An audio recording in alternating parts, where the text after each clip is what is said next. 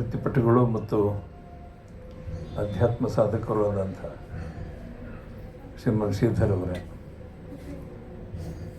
ರೋಹಿತ್ ಚಕ್ರತೀರ್ಥ ಅವರೇ, ದೇವರು ಭಟ್ಟ ಅವರೇ, ಸದ್ಯೋಜಾತ ಭಟ್ರೆ ಮತ್ತು ಈ ಸಭೆಯಲ್ಲಿರುವ ಎಲ್ಲ ಸಜ್ಜನ ಬಂಧುಗಳೇ, ಮಾಧ್ಯಮದ ಸ್ನೇಹಿತರೆ, ಶ್ರೀಧರ್ ಅವರು ಮಾತಾಡ್ತಿರುವಾಗ ನಮ್ಮ ಭಾರತೀಯ ಜ್ಞಾನ ಪರಂಪರೆಯ ಒಂದು ವಿಸ್ತಾರತೆಯನ್ನು ನಿಮ್ಮ ಕಣ್ಮುಂದೆ ತಂದುಕೊಟ್ರು. ಅದನ್ನು ಮುಂದುವರಿಸಿ ರೋಹಿತ್ ಚಕ್ರತೀರ್ಥ ಅವರು ಚಾಣಕ್ಯನ ಕುರಿತಾದಂಥ ವಿವರಗಳನ್ನೆಲ್ಲ ಒಂದು ಕಡೆ ಸೇರಿಸಿ ಭಾರತಕ್ಕೆ ಇವತ್ತು ಬೇಕಾದದ್ದು ಅದರ ಪರಂಪರೆ, ಚಾಣಕ್ಯನ ಪರಂಪರೆ ಹೀಗೆ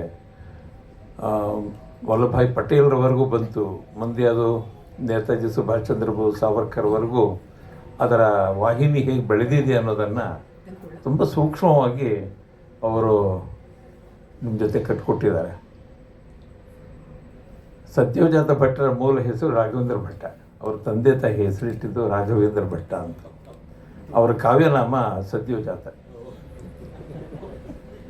ಇನ್ನು ರಾಹುಲ ಸಂಕೃತನ ತ್ರಿಪಿಟಕಾಚಾರ್ಯರು ಅವರ ಜಯಯೋಧಯ, ಆಮೇಲೆ ಸಿಂಹಸೇನಾಧಿಪತಿ, ಒಲಗಾಸೆ ಗಂಗಾ, ಇವು ಒಂದು 5-6 ಕಾದಂಬರಿಗಳನ್ನು ಹಿಂದಿನಲ್ಲಿ ತುಂಬ ಪ್ರಖ್ಯಾತವಾದ ಕಾದಂಬರಿಗಳವು.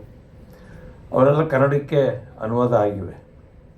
ಒಂದೊಂದು ಕಾದಂಬರಿಗಳಲ್ಲೂ ವೇದಕಾಲೀನ, ಪುರಾಣಕಾಲೀನ, ಬೇರೆ ಬೇರೆ ಹಂತಗಳಲ್ಲಿ ಅವರು ಬರೆದು ಕಾದಂಬರಿಯ ಮೂಲಕ ಒಂದು ಚಾರಿತ್ರಿಕವಾದಂಥ ಒಂದು ಐತಿಹಾಸಿಕವಾದ ನೆಲೆಗಳನ್ನು ಅವರು ಕಟ್ಟಿಕೊಟ್ಟಿದ್ದಾರೆ. ದೇ ವರ್ಸಟೈಲ್ ಸ್ಕಾಲರ್, ಆ ವಿಷಯದಲ್ಲಿ ಏನು ಎರಡನೇ ಮಾತಿಲ್ಲ.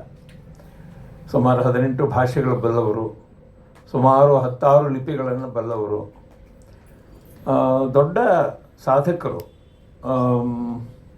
ಕಾಶಿನಲ್ಲಿ 6 ಜನ ವಿದ್ವಾಂಸರ ಜೊತೆಗೆ ನಿಂತುಕೊಂಡು ಅವರು ದರ್ಶನಶಾಸ್ತ್ರದ ಮೇಲೆ ಪ್ರತಿಯೊಬ್ಬರಿಗೂ ಉತ್ತರ ಕೊಟ್ಟಿದ್ದು ಒಂದು ಪ್ರಖ್ಯಾತಿ ಆದ್ದು.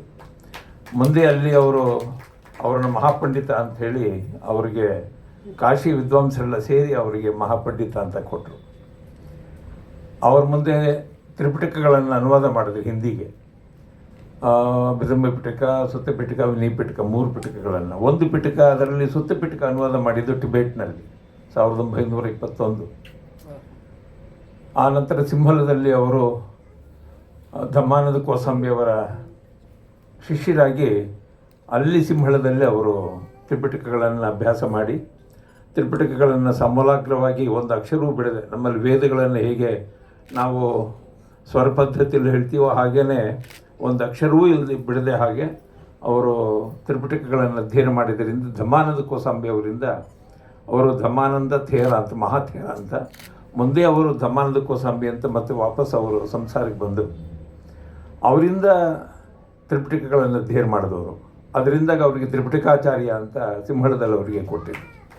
ಹೀಗೆ ಮಹಾಪಂಡಿತ ರಾಹುಲ ಅನ್ನೋದು ಅವರ ಹೆಸರು, ಸಾಂಕೃತ್ಯಾಯ ಅನ್ನೋದು ಗೋತ್ರ, ಮತ್ತು ತ್ರಿಪಿಟಕಾಚಾರ್ಯ ಅಂತ ಹೇಳಿದ್ರು. ಬಹಳ ದೊಡ್ಡ ವಿದ್ವಾಂಸ. ಅವರ ಹಿಂದಿನಲ್ಲಿ ತುಂಬ ಬರಹಗಳಿವೆ ಮತ್ತು ತುಂಬ ಅಪರೂಪವಾದಂಥ ಕೆಲವು ಟೆಕ್ಸ್ಟ್ಗಳನ್ನೆಲ್ಲ ಅವರು ಅನುವಾದ ಮಾಡಿದ್ದಾರೆ ಮತ್ತು ಎಡಿಟ್ ಮಾಡಿದ್ದಾರೆ. ವಿಶೇಷವಾಗಿ ನನ್ನ ಹತ್ರ ಇರೋ ಒಂದು 16-17 ಅವರ ಬೌದ್ಧ ಮತ್ತು ಅದರಲ್ಲಿ ವಿಶೇಷವಾಗಿ ಮಹಾಯಾನ ಟೆಕ್ಸ್ಟ್ಗಳನ್ನು ಕನ್ನಡಕ್ಕೆ ಅದನ್ನು ಎಡಿಟ್ ಮಾಡಿದವರು ಅವರು.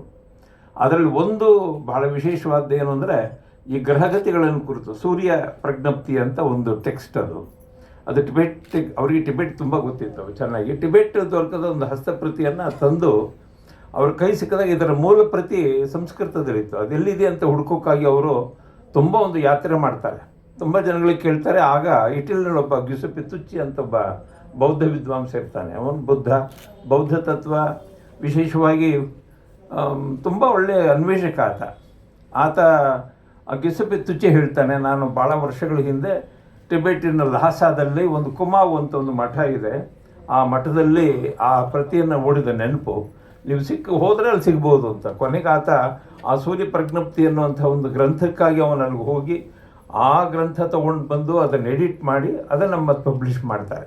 ಸಾಹಸಿ. ಆ ಥರದ ಸಾಹಸ ಮಾಡುವ ಸಂಶೋಧಕರು ಬಹುಶಃ ಭಾರತದಲ್ಲಿ ಬಹಳ ಕಡಿಮೆ. ಅಂಥ ಸಾಹಸಿಗರಲ್ಲಿ ನಮ್ಮ ಸದ್ಯೋಜಾತ ಭಟ್ರು ಒಬ್ಬರು. ಅದರ ಒಂದು ಪ್ರವಾಹ ಇದು. ಈ ನಾನು ಔಷಧ ಚಾಣಕ್ಯನ ಬಗ್ಗೆ ಮಾತ್ರ ಇಟ್ಕೊಂಡು ಕೆಲವು ವಿಷಯಗಳನ್ನು ತಮ್ಮ ಜೊತೆ ಮಾತಾಡ್ತೀನಿ. ಕನ್ನಡದಲ್ಲಿ ಕೆಂಪು ನಾರಾಯಣನ ಮುದ್ರಮಂಜೂಷ ಅದು ನಾಟಕ ಅಲ್ಲ, ಅದು ಗದ್ಯ ಕಾವ್ಯ. ಅದು ಚಾಮರಾಜ ಒಡೆಯರ್ ಇರೋದ ಕಾಲದಲ್ಲಿ ಬರೆದಂಥ ಒಂದು, ಅದು ಬಹುಶಃ ಕನ್ನಡದಲ್ಲಿ ಮೊಟ್ಟ ಮೊದಲ ಬಾರಿಗೆ ಚಾಣಕ್ಯ, ಅಮಾತ್ಯ ರಾಕ್ಷಸ ಮತ್ತು ನವನಂದರ ಚಂದ್ರಗುಪ್ತನನ್ನು ಸ್ಥಾಪನೆ ಮಾಡೋದು ಹೇಗೆ ಅನ್ನೋದರ ಹಿನ್ನೆಲೆಯಲ್ಲಿರುವಂಥ ಮೊದಲನೇ ಗದ್ಯ ಕಾವ್ಯ. ಸಂಸ್ಕೃತದಲ್ಲಿ ವಿಶಾಖದತ್ತನ ಮುದ್ರಾ ರಾಕ್ಷಸ ಅನ್ನೋದು ನಾಟಕ. ಆ ನಾಟಕ ಬಹುತೇಕವಾಗಿ ಈ ನಂದರ ಬಗ್ಗೆ, ಚಂದ್ರಗುಪ್ತನ ಬಗ್ಗೆ, ಚಾಣಕ್ಯನ ಬಗ್ಗೆ, ಅಮಾತ್ಯ ರಾಕ್ಷಸನ ಬಗ್ಗೆ ಒಂದು ಒಳ್ಳೆಯ ನಾಟಕ ಅದರ ಬಂದಿವೆ. ಇದಿಷ್ಟು ಕನ್ನಡದಲ್ಲಿ. ನಂತರ ಆಧುನಿಕ ಕಾಲದಲ್ಲಿ ನಮ್ಮ ರೋಹಿತ್ ಚಕ್ರತೀರ್ಥ ಹೇಳಿದಾಗೇ ರುದ್ರಮೂರ್ತಿ ಶಾಸ್ತ್ರಿಗಳು ಚಾಣಕ್ಯ ಅಂತ ಒಂದು ಕಾದಂಬರಿ ಬರೆದರು. ಆ ಕಡೆ ನಮ್ಮ ಆಚಾರ್ಯರು ನಾರಾಯಣಾಚಾರ್ಯರು ಚಾಣಕ್ಯ ಅಂತ ಒಂದು ಕೃತಿ ಬರೆದರು.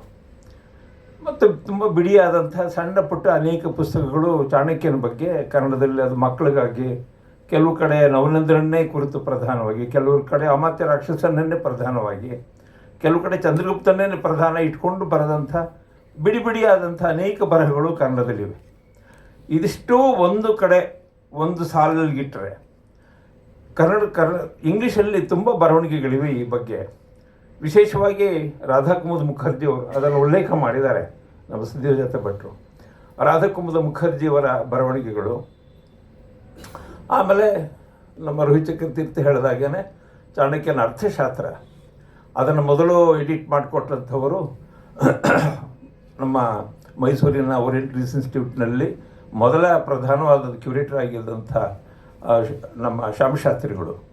ಅವರು ಅದನ್ನು ಎಡಿಟ್ ಮಾಡಿ ಅದನ್ನು ಇಂಗ್ಲೀಷಿಗೆ ಅನುವಾದ ಮಾಡಿದ ಮೇಲೆ ಚಾಣಕ್ಯನ ಅರ್ಥಶಾಸ್ತ್ರದ ಮಹತ್ವ ಏನು ಅನ್ನೋದು ಜಗತ್ತಿಗೆ ಗೊತ್ತಾಯಿತು. ಅದಾದಮೇಲೆ ಅವುಗಳನ್ನು ಕನ್ನಡದಲ್ಲಿ ಮೊದಲು ಅನುವಾದ ಮಾಡಿದವರು ನನಗೆ ಗೊತ್ತಿರೋ ಹಾಗೆ ಕೆ ಕೃಷ್ಣ ಭಟ್ರು. ಅದಾದಮೇಲೆ ಇನ್ನೊಬ್ಬರು ಅನುವಾದ ಮಾಡಿದ್ದಾರೆ, ಕೂಡ್ಲಿಮಠ ಸ್ವಾಮಿಗಳು ಅನುವಾದ ಮಾಡಿದ್ದಾರೆ. ಅದಕ್ಕಿಂತ ಪೂರ್ವದಲ್ಲಿ ಭಾಳ ಹಳೆಯದು ಇನ್ನೊಂದು ಅನುವಾದ ದಕ್ಷಿಣ ಕನ್ನಡದಲ್ಲಿ ಬಂದಾಗ ನೆನಪು ನನಗೆ, ನಾನಲ್ಲಿ ಓದಿದ್ದ ನೆನಪಿದೆ. ಚಾಣಕ್ಯನ ಈ ಅರ್ಥಶಾಸ್ತ್ರ, ಭರತನ ನಡಶಾಸ್ತ್ರ ಮತ್ತು ವಾತ್ಸಾಯನನ ಕಾಮಶಾಸ್ತ್ರ, ಈ ಮೂರು ಕೃತಿಗಳು ಭಾರತೀಯ ಸಂಸ್ಕೃತಿಯ ಜ್ಞಾನ ಪರಂಪರೆಯನ್ನು ಸರಿಯಾಗಿ ಖಚಿತವಾಗಿ ತಿಳ್ಕೊಳ್ಳೋಕ್ಕಿರುವ ಮಾರ್ಗದರ್ಶನ. ಅದು ಇನ್ನೊಂದು, ಈ ಧರ್ಮಕ್ಕೆ ಸಂಬಂಧಪಟ್ಟ ಹಾಗೆ ನೋಡಬೇಕು ಅಂತ ಹೇಳಿದ್ರೆ ನಿಮಗೆ ಚಾಣಕ್ಯನ ಅರ್ಥಶಾಸ್ತ್ರ, ಕಲೆ ಇತ್ಯಾದಿಗಳು, ಸಂಗೀತ, ನೃತ್ಯ, ಸಾಹಿತ್ಯ ಇತ್ಯಾದಿಗಳ ವಿಷಯಗಳು ನೋಡೋದಾದರೆ ಅದು ಭರತನ ನಾಟ್ಯಶಾಸ್ತ್ರ. ಮತ್ತು ಈ ಧರ್ಮ ಅರ್ಥ ಮುಗಿದ ಮೇಲೆ ಕಾಮಕ್ಕೆ ಸಂಬಂಧಪಟ್ಟ ಹಾಗೆ ಕಾಮಶಾಸ್ತ್ರ, ಅದರಲ್ಲೂ ವಾತ್ಸಾಯನ ಕಾಮಶಾಸ್ತ್ರ. ಮೋಕ್ಷವನ್ನು ಪಕ್ಕಕ್ಕಿಡೋಣ, ತ್ರಿವರ್ಗ ಅನ್ನೋದನ್ನು ಮೊದಲು ಪ್ರಧಾನವಾಗಿ ಇಟ್ಕೊಂಡ್ರೆ ಈ ಮೂರು ಇದೆಯಲ್ಲ, ಈ ಅಂಶಗಳನ್ನು ಯಾವ ಸಂಕೋಚ ಇಲ್ಲದೇನೆ, ಯಾವ ಬಿಡೆನೂ ಇಲ್ಲದೇನೆ ಓದಬೇಕಾದದ್ದು. ಈ ಮೂರನ್ನು ಓದಿದ್ರೆ ಮಾತ್ರ ಇಡೀ ಭಾರತೀಯ ಸಂಸ್ಕೃತಿಯ ಜ್ಞಾನ ಪರಂಪರೆ ಎಷ್ಟು ವಿಶಾಲವಾದ್ದು, ಎಷ್ಟು ಅದರೊಳಗಡೆ ಒಂದಕ್ಕೊಂದು ಸಂಗತಿಗಳ ಜೊತೆಗೆ ವಿಸಂಗತಿಗಳಿಲ್ಲದ ಸಂಗತಿಗಳ ಜೊತೆಗೆ ಹೇಗದು ಸೇರ್ಪಡೆಗೊಂಡಿತ್ತು ಅನ್ನೋದನ್ನು ನಮ್ಗೆ ಗೊತ್ತಾಗುತ್ತೆ. ಧರ್ಮದಿಂದ ಕೂಡಿದಿರೋ ಅರ್ಥವನ್ನು ಹೇಗೆ ಸಂಪಾದಿಸಬೇಕು ಅನ್ನೋದನ್ನು ಚಾಣಕ್ಯನ ಅರ್ಥಶಾಸ್ತ್ರ ಹೇಳ್ತು.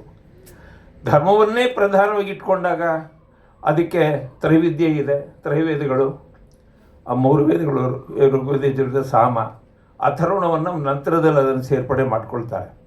ದಂಡನೀತಿ ಇದೆ, ಆನ್ವೀಕ್ಷಿಕೆ ಇದೆ, ತರ್ಕಶಾಸ್ತ್ರ, ಹೀಗೆ ಅನೇಕ 18 ಪುರಾಣಗಳು, ಉಪಪುರಾಣಗಳು, ಮಹಾಭಾರತ, ರಾಮಾಯಣ, ಅದಕ್ಕಿಂತ ಹಿಂದೆ ಇದ್ದಂಥ ಉಪನಿಷತ್ತುಗಳು, ಅದಕ್ಕೂ ಹಿಂದೆ ಇದ್ದಂಥ ಆರಣ್ಯಕ ಬ್ರಾಹ್ಮಣ ಗ್ರಂಥಗಳು, ಅದಕ್ಕೂ ಹಿಂದೆ ಇದ್ದಂಥ ಸಂಹಿತೆಗಳು, ಹೀಗೆ ಸಂಹಿತೆಯಿಂದ ಬ್ರಾಹ್ಮಣ ಆರಣ್ಯಕಗಳಿಂದ ಉಪನಿಷತ್ತುಗಳು ಬಂದು, ಉಪನಿಷತ್ತುಗಳ ಪೂರಕವಾಗಿ ಒಂದು ಕಡೆ ಭಗವದ್ಗೀತೆ, ಇನ್ನೊಂದು ಕಡೆ ಬ್ರಹ್ಮಸೂತ್ರ, ಇನ್ನೊಂದು ಕಡೆ ಉಪನಿಷತ್ ಭಾಷೆಗಳನ್ನು, ಮುಂದೆ ವ್ಯಾಖ್ಯಾನಗಳನ್ನು, ಇದರದ್ದು ಒಂದು ದೊಡ್ಡ ಪರಂಪರೆ ಇದೆ. ಇವು ಧರ್ಮದ ಒಟ್ಟು ಆಕೃತಿಗಳೇನು, ಧರ್ಮ ಅನ್ನೋದು ತತ್ಕಾಲದಲ್ಲಿ ಹೇಗೆ ಅದು ಧರ್ಮದ ವಿಕಸಿತ ರೂಪಗಳು ಹೇಗಿರುತ್ತೆ ಅನ್ನೋದನ್ನ ವಿಸ್ತಾರವಾಗಿ ತೋರಿಸಿಕೊಡೋದು. ಇದರಷ್ಟನ್ನೂ ಕೂಡ ಧರ್ಮ, ಅರ್ಥ, ಕಾಮ ಈ ಮೂರನ್ನೂ ಒಟ್ಟಾಗಿ ಒಂದು ಸಂಘಟಿತ ಒಂದು ಪ್ರತಿಮಾ ರೂಪ ಅಂದರೆ ಅದು ಚಾಣಕ್ಯ. ಚಾಣಕ್ಯನನ್ನು ಬರೀ ಕೇವಲ ಧರ್ಮದ ದೃಷ್ಟಿಯಿಂದ ಮಾತ್ರ ಅಲ್ಲ, ಅರ್ಥದ ದೃಷ್ಟಿಯಿಂದ ಮಾತ್ರ ಅಲ್ಲ, ಕಾಮದ ದೃಷ್ಟಿಯಿಂದ ಮಾತ್ರ ಅಲ್ಲ, ಅವನಿಗೆ ಮೂರನ್ನು ಒಂದು ಪ್ರತಿಮಾ ರೂಪಕವಾಗಿ ಇದು ಚಾಣಕ್ಯನ ಇದೆ. ಅದಕ್ಕಾಗಿ ಭಟ್ರು ಇದನ್ನು ಅವರಿಗೆ ಬುಕ್ ಅಂತ ಹಾಕಿದ್ದಾರೆ, ಅದು ನಾವೆಲ್ ಅಂತ ತೋರಿಸಿಲ್ಲ ಅವರು. ನನ್ನ ಪ್ರಕಾರ ಇದು ಕಾದಂಬರಿ ಹೌದು, ಅದೇ ಹೊತ್ತಿಗೆ ಒಂದು ಆಕರ ಚಾಣಕ್ಯನ ಕುರಿತಾದಂಥ ಒಂದು ವಾಸ್ತವವಾದ ವಿವರಗಳಿಂದ ಕೂಡಿರುವ ಅತ್ಯಂತ ಚರಿತ್ರೆಗೆ ಸಮೀಪವಾದಂಥ ವಿವರಗಳಿಂದ ಕೂಡಿರುವಂಥ ಒಂದು 400 ಪುಟಗಳ ಒಂದು ಬೃಹತ್ ಗ್ರಂಥ ಇದು. ಈ ಗ್ರಂಥದಲ್ಲಿ ನಾನು ಇದನ್ನು ಪೂರ್ತಿ ಓದಿದ್ದೀನಿ ಸ್ವಾಮಿ, 2 ಸರಿ ಓದಿದೆ, ಎಲ್ಲ ಟಿಪ್ಪಣಿಗಳು ಗುರುತು ಹಾಕಿದೆ. ನಾನು ಓದಿಯೇ ಬಂದಿಲ್ಲ ಮಾತಾಡ್ತಿರೋದು. ಇದರಲ್ಲಿ ಅವರು ಆರಂಭ ಮಾಡೋದು ತಕ್ಷಶಿಲೆಯಲ್ಲಿ ಚಾಣಕ್ಯ ಇರ್ತಾನೆ ತನ್ನ ಆಶ್ರಮದಲ್ಲಿ. ಅಲ್ಲಿಗೆ ಚಂದ್ರಗುಪ್ತನ ಬರ್ತಾನೆ ಅವನು. ಚಂದ್ರಗುಪ್ತ ಬಂದು ಹೇಳ್ತಾನೆ, ನಾನು ಹೀಗೆ ಮೌರ್ಯ ವಂಶದವನು ಅಂತೇಳಿ. ಅವನ ಬಗ್ಗೆ ಎಲ್ಲ ಗೊತ್ತಾಗುತ್ತೆ. ನಾನೇನಿಲ್ಲ, ನನ್ನ ತಂದೆ ತಾಯಿಗಳು ಯಾರಿಲ್ಲ, ನನಗೆ ಅನಾಥನಾಗಿದ್ದೀನಿ. ಆದರೆ ಆ ನವನಂದರನನ್ನು ಕೊಂದು ಅಲ್ಲೊಂದು ಸ್ಥಾಪನೆ ಮಾಡಿ ಒಂದು ಚಂದ್ರಗುಪ್ತ ಮೌರ್ಯ ವಂಶವನ್ನು ಮತ್ತೆ ಸ್ಥಾಪನೆ ಮಾಡಬೇಕು ಅನ್ನೋದು ಒಂದು ಅಭಿಪ್ಸೆ ನನ್ನೊಳಗಡೆ ಇದೆ ಅನ್ನೋದನ್ನು ಅವನೊಂದು ಕ್ಷಾತ್ರದ ಪ್ರತಿಮೆಯಾಗಿ ಬರುತ್ತೆ. ಆ್ಯಕ್ಚುಲಿ ಇದರಲ್ಲಿ ಒಂದು ಬ್ರಹ್ಮ ತೇಜಸ್ಸನ್ನು ಚಾಣಕ್ಯನಲ್ಲೂ ಚಂದ್ರಗುಪ್ತನಲ್ಲಿ ಒಂದು ಕ್ಷಾತ್ರ ತೇಜಸ್ಸು, ಈ 2 ತೇಜಸ್ಸುಗಳು ಒಟ್ಟಿಗೆ ಸಮಾಪನವಾಗೋದನ್ನು ಆರಂಭದಲ್ಲಿ ನಮ್ಮ ಸದ್ಯೋಜಾತ ಭಟ್ರು ಎಷ್ಟು ಚೆನ್ನಾಗಿ ಅದರ ನಿರೂಪಣೆ, ಅದರದೊಂದು ಆರಂಭದ ಭಾಗ ಇದೆ.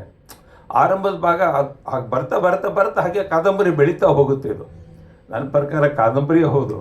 ಇದರಲ್ಲಿ 2 ನಾನು ಭಾಳ ಆಶ್ಚರ್ಯಗಿದ್ದೇನು ಅಂದರೆ, ಒಂದು ಕಾದಂಬರಿ ತಂತ್ರವೂ ಇದೆ, ಅದೇ ಹೊತ್ತಿಗೆ ನಿಮಗೆ ಇಡೀ ಚಂದ್ರಗುಪ್ತನ ಕಾಲದ ಸಾಮಾಜಿಕವಾದ ರಾಜಕೀಯವಾದಂಥ ನೈತಿಕ ಅಸ್ಥಿರತೆ ಇರೋದನ್ನು, ಅಲ್ಲಾಗಿರುವಂಥ ಬೇರೆ ಅಂಬಿ ಅವನು ಹೇಡಿಯಾಗಿ ಅಲೆಕ್ಸಾಂಡರ್ನ ಹತ್ರ ಹೋದ, ಅಲೆಕ್ಸಾಂಡರ್ ಹೇಗೆ ದಂಡಯಾತ್ರೆ ಮಾಡ್ತಾ ಅವನು ಹೇಗೆ ಒಂದೊಂದನ್ನು ಕಬಳಿಸ್ತಾ ಬಂದ.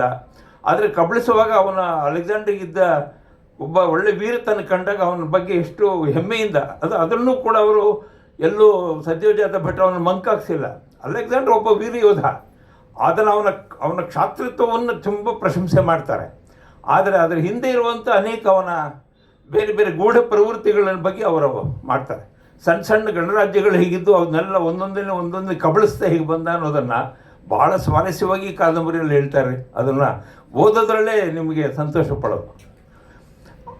ಇದಿಷ್ಟು ನೋಡಿದ ಮೇಲೆ ಅವನಿಗೆ ಅನಿಸುತ್ತೆ ಚಾಣಕ್ಯನಿಗೆ, ನಾವು ಎಲ್ಲಿ ಕೆಳಗೆ ಇಳಿದಿದ್ದೀವಿ, ಯಾತಕ್ಕೆ ನಾವು ಒಂದು ಮಹಾ ಸಾಮ್ರಾಜ್ಯವನ್ನು ಕಟ್ಟೋಕ್ಕೆ ಸಾಧ್ಯ ಆಗಿಲ್ಲ, ಇಡೀ ಔತ್ತರ್ಯದಿಂದ ದಾಕ್ಷಿಣಾತ್ಯದವರೆಗೂ ಒಟ್ಟು ಇಡೀ ಭರತಖಂಡವನ್ನು ಒಟ್ಟಾಗಿ ಸೇರಿಸ್ಕೊಳ್ಳೋಕ್ಕಾಗಿಲ್ವಲ್ಲ, ಇದಕ್ಕೆ ಮಾಡೋದಾದರೆ ಹೇಗೆ ಮಾಡಬೇಕು ಅನ್ನೋದರ ಬಗ್ಗೆ ಚಾಣಕ್ಯನಿಗೆ ಶುರು ಮಾಡಿ ಅವನು ತನ್ನ ಚಂದ್ರಗುಪ್ತನನ್ನು ಜೊತೆಗಿಟ್ಕೊಂಡು ಅವನು ಇದನ್ನೆಲ್ಲೇ ತನ್ನ ವ್ಯಾಡಿ ಇತ್ಯಾದಿ ಅವರ ಜೊತೆಗಿದ್ದಂಥ ಎಲ್ಲ ಶಿಷ್ಯರ ಜೊತೆಗೆ ಮಾತಾಡಿಕೊಂಡು ಅವನು ಇದನ್ನು ಒಟ್ಟು ಹೇಗೆ ಮಾಡೋ ಕ್ರಮ ಅಂಥೇಳಿ ಒಂದೊಂದು ಹಂತಗಳಲ್ಲಿ ಅವನು ಒಟ್ಟುಗೂಡಿಸೋದಕ್ಕೆ ಒಂದು ಪ್ರಯತ್ನ ಮಾಡ್ತಾನೆ. ಅದರಲ್ಲಿ ಯಶಸ್ವಿ ಆಗ್ತಾನೆ.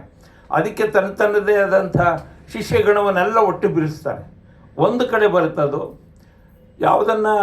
ಯಾವುದೋ ತಕ್ಷಶಿಲೆಯ ದೊಡ್ಡ ಗುರುಕುಲ ಇದೆಯೋ, 100 ಜನ 1000 ಜನ ಅಭ್ಯಾಸ ಮಾಡ್ತಿರ್ತಾರೆ. ಅವ್ರಿಗೆ ಒಂದು ಆದೇಶ ಕೊಡ್ತಾರೆ, ಈಗ ನಿಮ್ಮ ಎಲ್ಲ ಓದೋದನ್ನು ಬಿಡಿ, ನೀವು ವಾಪಸ್ ಬನ್ನಿ, ಇಲ್ಲಿ ಬಂದು ಬೇರೆ ಭಾಗಗಳಿಗೆ ಹೋಗಿ ಎಲ್ಲ ಗಣರಾಜ್ಯಗಳನ್ನು ಒಟ್ಟುಗೂಡಿಸಿ ಅವರವರಿಗೆ ಸ್ವಾತಂತ್ರ್ಯ ಇದೆ, ಆದರೆ ಒಟ್ಟು ರಾಷ್ಟ್ರ ಅನ್ನೋದು ಕಲ್ಪನೆ ಬೇಕಲ್ಲ, ಒಟ್ಟು ಭರತಖಂಡ ಅನ್ನೋದನ್ನು ಭಾರತ ರಾಷ್ಟ್ರ ಅನ್ನೋದರ ಕಲ್ಪನೆಯಲ್ಲಿ ನಾವಿದ್ದರೆ ಮಾತ್ರ ಹೊರಗಡೆ ಓಡಿಸ್ಬೋದು ಅಂಥೇಳಿ ಅದನ್ನು ಒಟ್ಟುಗೂಡಿಸುವಂಥ ಒಂದು ಸಂಕಲ್ಪವನ್ನು ಚಾಣಕ್ಯ ಮಾಡ್ತಾನೆ. ಚಾಣಕ್ಯನ ಮೂಲಕ ಅದು ನೆರವೇರುತ್ತೆ. ಮುಂದೆ ಚಂದ್ರಗುಪ್ತನನ್ನು ಮೌರ್ಯ ಸಾಮ್ರಾಜ್ಯದ ಅಧಿಪತಿಯಾಗಿ ಮಾಡ್ತಾನೆ. ಇದು ಕೊನೆ ಕಾದಂಬರಿ ಕೊನೆಯಲ್ಲಿ ಭಾಳ ವಿಷಾದಮಯವಾದ್ದು ಅಂತ ಹೇಳಿದ್ರೆ, ಒಬ್ಬ ಕಠ ಅನ್ನುವಂಥ ಒಂದು ಗಣಕ್ಕೆ ಸೇರಿದಂಥ ಒಬ್ಬ ಗಾಂಧರ್ವಿಯ ನೋಡು, ಅವಳೊಂದು ಕ್ಯಾರೆಕ್ಟರ್ನ ನಿರ್ಮಾಣ ಮಾಡಿದ್ದಾರೆ ನಮ್ಮ ಸದ್ಯೋಜಾತ ಭಟ್ರು. ಮೈನಲ್ಲಿ ಹಾಗೆ ಯಾವುದಾದ್ರೂ ಹೆಣ್ಮಗಳು ಇದನ್ನು ಓದಿದ್ರೆ ಹಾಗೆ ಸಿಂಹಿಣಿ ಥರ ನಿಂತ್ಕೊಳ್ಬೋದು, ಅಷ್ಟು ಥರದ ಪ್ರಬಲವಾದಂಥ ಒಂದು ಕ್ಯಾರೆಕ್ಟರ್ ಅದು. ಚಂದ್ರಗುಪ್ತನಿಗೂ ಆಕೆಗೂ ಒಂದು ಸ್ನೇಹ ಮತ್ತು ಪರಸ್ಪರವಾದಂಥ ಆಕರ್ಷಣೆ ಎಲ್ಲ ಬೆಳೆಯುತ್ತೆ. ಆದರೆ ಒಂದು ಹಂತದಲ್ಲಿ ಗಾಂಧರ್ವಿನ ಚಾಣಕ್ಯ ತನ್ನ ಕಡೆ ಕರ್ಕೊಂಡು ಹೋಗ್ತಾನೆ. ಮದುವೆಗೆ ಅವಳು ಪಟ್ಟಮಹಿಷಿ ಮಾಡಬೇಕು ಅಂತ ಇರುತ್ತೆ, ಆದರೆ ಬೇರೆ ಒಂದು ಕಾರಣಗಳಿಂದ ಅದನ್ನು ಆಗೋಲ್ಲ. ಅದು ವಾಪಸ್ಸು ಅವಳು ಕರ್ಕೊಂಡು ಹೋಗ್ತಾಳೆ.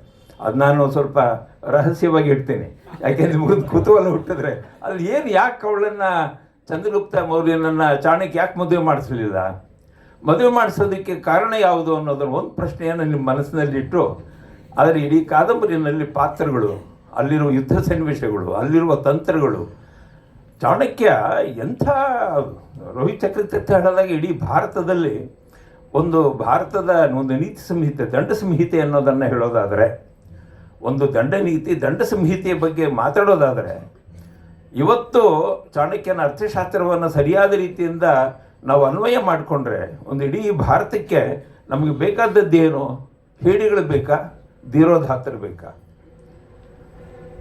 ರಾಷ್ಟ್ರದ ಮೂಲಕ ನಾನು ಬದುಕ್ತೀನಿ, ರಾಷ್ಟ್ರ ನನಗೆ ಮುಖ್ಯ. ರೋಹಿತ್ ಚಕ್ರತೀರ್ಥ ಹೇಳಿದಾಗೆ ರಾಷ್ಟ್ರ ಮುಖ್ಯ. ನಂತರದಲ್ಲಿ ಅದನ್ನು ಕೂಡ ಮೊದಲೇ ಆರಂಭದಲ್ಲೇ ಹೇಳ್ತಾರೆ,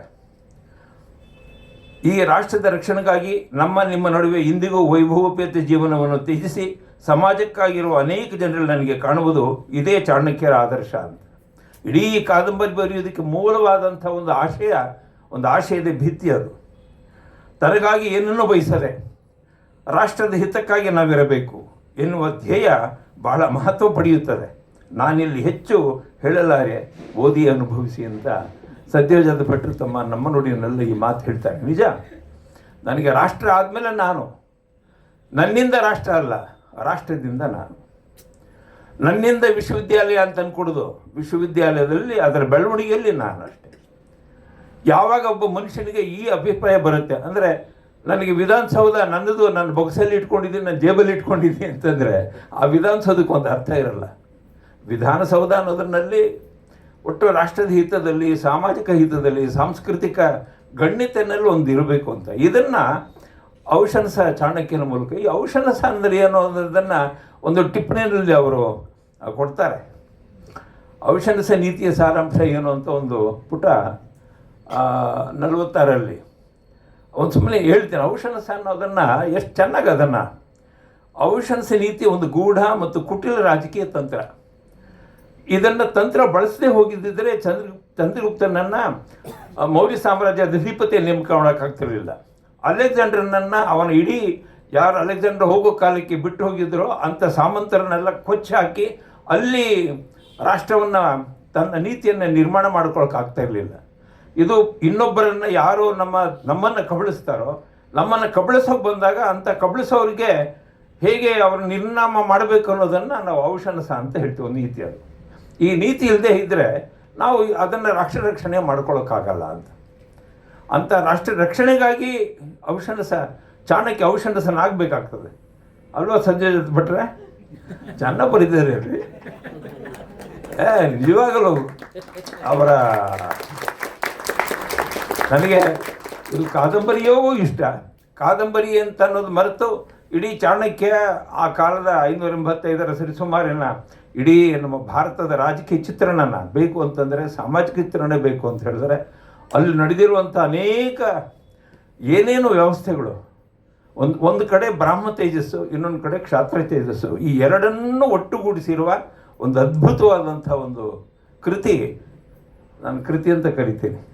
ಅದಕ್ಕೆ ಕಾದಂಬರಿ ಅಂತ ಆದರೂ ಓದಿ, ಅಥವಾ ಕಾದಂಬರಿ ಅಂತ ಮರೆತಾದ್ರು ಓದಿ. ನೀವು ಕಾದಂಬರಿ ಅಂತ ಓದಿದ್ರೆ ಇನ್ನಷ್ಟು ನಿಮ್ಮ ಬೌದ್ಧಿಕವಾಗಿ ಅದನ್ನು ವಿಸ್ತಾರ ಮಾಡ್ಕೋಬೋದು. ಇನ್ನು ಬುದ್ಧಿ ಅಂತ ಹೇಳಿದ್ರು, ಇವನು ಬರೀ ಬುದ್ಧಿವಂತ ಅಲ್ಲ, ಇವನು ಪ್ರಜ್ಞಾವಂತ ಅವನು. ಯಾಕೆಂದರೆ ಬುದ್ಧಿ ತಾತ್ಕಾಲಿಕ ಜ್ಞೇಯ, ಮತಿ ಆಗಾಮಿ ಗೋಚರ, ಪ್ರಜ್ಞಾ ತ್ರೈಕಾಲಿಕ ಮತ ಅಂತ ಭಟ್ಟತೋತನ ಮಾತು. ಆ ಅರ್ಥದಲ್ಲಿ ಇವನು ಬುದ್ಧಿವಂತ ಮಾತ್ರ ಅಲ್ಲ, ಪ್ರಜ್ಞಾವಂತನಿಗೆ ಮಾತ್ರ. ನಮ್ಮ ಪ್ರತಿಯೊಬ್ಬ ದೇಶವನ್ನು ಆಳುವವರಿಗೆ ಬೇಕಾದದ್ದು ಏನಾದರೂ ಬರೀ ಬುದ್ಧಿ ಇಟ್ಕೊಂಡು ಸಾಕಾಗಲ್ಲ. ಅವ್ರು ಸೋಕಾಲ್ಡ್ ಅವರೆಲ್ಲ ಏನಾಗ್ತಾರೆ ಹೇಳಿ ನಿಮ್ಮ ಪ್ರಕಾರ? ಅಷ್ಟೇ. ಅವನು ಕೇವಲ ತನ್ನ ಸ್ವಾರ್ಥಕ್ಕಾಗಿ, ಬುದ್ಧಿ ಅನ್ನೋದು ಸ್ವಾರ್ಥಕ್ಕಾಗಿ ಬಳಕೆ ಆಗ್ತದೆ. ಅದರ ಪ್ರಜ್ಞೆ ಅನ್ನೋದು ಇದೆಯಲ್ಲ, ಅದು ಇವತ್ತು ನಾನು ಬದುಕಬೇಕು, ನಾಳೆ ಆದರ್ಶ ಇಟ್ಕೊಂಡು ನಾವು ಇನ್ನು ಮುಂದಕ್ಕೆ ಹೋಗಬೇಕು ಅಂತ. ಇಡೀ ಕಾದಂಬರಿ ಇಂಥ ಒಂದು ಪ್ರಜ್ಞಾ ವಲಯದಿಂದ ಸೃಷ್ಟಿಯಾಗಿರುವ ಒಂದು ಮಹತ್ ಕೃತಿ. ಇಂಥ ಕೃತಿಯನ್ನು ರಚನೆ ಮಾಡಿರುವ ರಾಘವೇಂದ್ರ ಭಟ್ರಿಗೆ, ನಮ್ಮೆಲ್ಲರ ಸದ್ಯೋಜಾತ ಭಟ್ರಿಗೆ ನಿಮ್ಮೆಲ್ಲರ ಪರವಾಗಿ ಅಭಿನಂದನೆಗಳನ್ನು ಹೇಳೋಕ್ಕೆ ಇಷ್ಟಪಡ್ತೇನೆ. ಮತ್ತು ನೀವು ಒಂದು ಕೈಯಲ್ಲಿ 2 ಪುಸ್ತಕ ಇಟ್ಕೊಳ್ಳಿ, ನಿಮ್ಮ ಮನೇಲಿ ಇಟ್ಕೊಳ್ಳಿ. ಯಾರಾದರೂ ಬರ್ತಾರಲ್ಲ ಓದುವಂಥ ಆಸಕ್ತರಿಗೆ ಒಂದೊಂದು ಪ್ರತಿಯನ್ನು ಕೊಡಿ. ಹಾಗಂತ ಹೇಳ್ತಾ ನನ್ನನ್ನು ಇಲ್ಲಿ ಕರೆಸಿ ನನ್ನ ಜೊತೆಗೆ ನನಗೆ ಈ ಓದೋ ಸುಖ ಕೊಟ್ಟಿದ್ದಾರೆ. ಇದರಲ್ಲಿ ತುಂಬ ನಾನು ಬೇಕಾದಷ್ಟು ಕಡೆ ಟಿಪ್ಪಣಿ ಮಾಡಿ ಇಟ್ಕೊಂಡಿದ್ದೀನಿ. ಆಮೇಲೆ ಅನೇಕ ಈಗ ಕಾಬೂಲ್ ಅನ್ನೋದನ್ನು ಕಲಬ ಅಂತ ಅನ್ನೋದಿತ್ತು, ಬ್ಯಾಬಿಲೋನನ್ನು ಬಾವೇರು ಅಂತ ಇತ್ತು, ಆಫ್ಘಾನಿಸ್ತಾನನ್ನು ಹರಿಹಾಟಿ ಅಂತ ಹಿಂದೆ ಕರೀತಾರೆ. ಎಷ್ಟೊಂದು ಹಳೆಯ ಹೆಸರುಗಳಿದ್ವು ಅನ್ನೋದನ್ನು ಈ ಕಾದಂಬರಿ ಮೂಲಕ ಯಾವುದು ಇವತ್ತು ನಾವು ಇಸ್ಲಾಮೀಕರಣದೊಳಗಡೆ ಬ್ರಿಟಿಷೀಕರಣದೊಳಗಡೆ ಮುಳುಗೋಗಿದ್ದೀವೋ ಅದನ್ನೆಲ್ಲ ಮತ್ತೆ ಆರೀಕರಣ ಮಾಡುವಂಥ ಒಂದು ದೊಡ್ಡ ಅದನ್ನಲ್ಲಿ ಅವರು ತೊಡಗಿದ್ದಾರೆ ಸದ್ಯೋಜಾತ ಭಟ್ರು. ಅದನ್ನು ಇನ್ನಷ್ಟು ಮಾಡಿ ಸ್ವಾಮಿ, ನಿಮ್ಮ ಜೊತೆಗೆ ನೂರಾರು ಕೈಗಳು ನೂರಾರು ಮನಸ್ಸುಗಳು ನಿಮ್ಮ ಜೊತೆಗೆ ಇರುತ್ತಂತ ಹೇಳ್ತಾ ನನ್ನನ್ನು ಈ ಓದು ಸುಖಕ್ಕೆ ಒಳಗೋ ಮಾಡಿದಂಥ ಸನ್ಮಿತರಾದಂಥ ಸದ್ಯೋಜಾತ ಭಟ್ರಿಗೆ ಅವರು ಬ್ರಾಹ್ಮಿ ಲಿಪಿ ಬಗ್ಗೆ ಇತ್ಯಾದಿಗಳ ಬಗ್ಗೆ ಹೇಳಿದ್ದಾರೆ. ಅದು ಒಂದು ಹಂತ ನಿಜ. ಆದರೆ ಅದರ ಮೂಲಕ ಅವರು ಬೆಳೆದಿರೋ ವಿಧಾನ ಇದೆಯಲ್ಲ, ತುಂಬ ಅಗಾಧವಾದಂಥ ವಿದ್ವತ್ತನ್ನು ಸಂಪಾದನೆ ಮಾಡಿದ್ದಾರೆ. ಆ ವಿದ್ವತ್ತನ್ನು ಅನೇಕ ರೀತಿಗಳಲ್ಲಿ ಅವರು ಕೊಡ್ತಾ ಇದ್ದಾರೆ. ಜಿತ್ವರಿ ಇದೆ, ಇತ್ತೀಚೆಗೆ ನಾನು ಜಿತ್ವರಿ ಓದಿದ್ದು. ಹೀಗೆ ಅನೇಕ ಗ್ರಂಥಗಳನ್ನು 7 ಗ್ರಂಥ ಬರೆದಿಗೆ 8ನೇ ಕೃತಿ ಇದು. ಈಗ ಅಷ್ಟಮ ಆಗಿದೆ, ನವಮಕ್ಕೆ ನಾವು ಬರೋಣ. ಮುಂದೆ ನವಮ ಯಾವುದು ಅಂತ ಅನ್ನೋದನ್ನ ಸದ್ಯೋಜಾತ ಭಟ್ರು ಹೇಳಲಿ ಅಂತ ಹೇಳಿ ಈ ಕೆಲವು ಮಾತನ್ನು ನಿವೇದನೆ ಮಾಡೋದಕ್ಕೆ ಅವಕಾಶ ಮಾಡಿಕೊಟ್ಟೋದಕ್ಕಾಗಿ ನಾನು ಪ್ರತಿಷ್ಠಾನದ ಗೆಳೆಯರಿಗೆ, ವಿಶೇಷವಾಗಿ ಸದ್ಯೋಜಾತ ಭಟ್ರಿಗೆ ನನ್ನ ನಮನಗಳನ್ನು ಅರ್ಪಣೆ ಮಾಡಿ ನನ್ನ ಮಾತು ಮುಗಿಸ್ತೀನಿ.